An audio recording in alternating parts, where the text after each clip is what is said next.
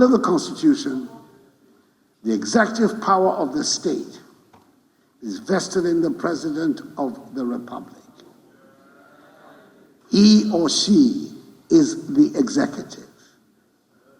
There's no ambiguity about where the buck stops when it comes to responsibility for what happens in the government.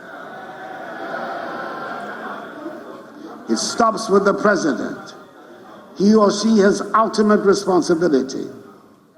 It would be an unwise president that would pretend to have all the answers and refuse the advice of his officials. But the fact remains that the president holds the executive power.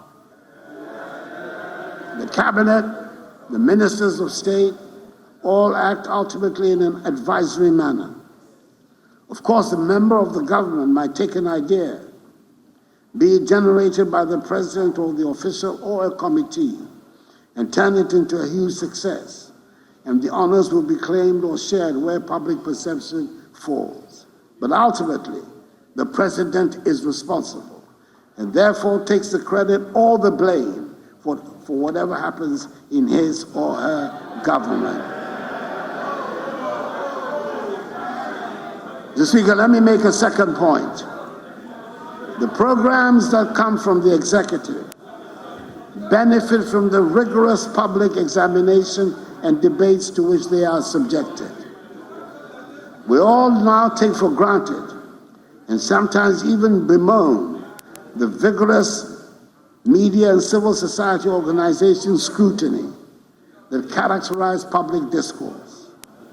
It gives me quite satisfaction and great pride to hear young Ghanaians today who believe that criticizing the President of the Republic and challenging government proposals are normal, regular activities.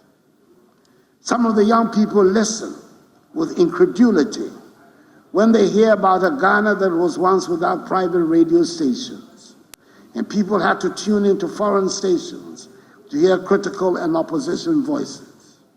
Today, there are some 550 radio stations in operation in this country.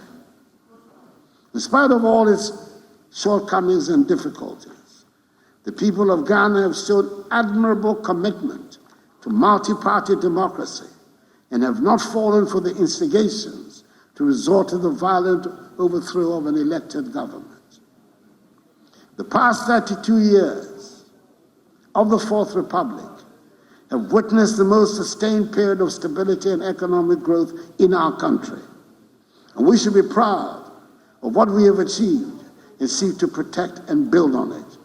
And that is why the theme for the 67th Independence Anniversary celebration on 6th March in Koforidua is Our Democracy, Our Pride.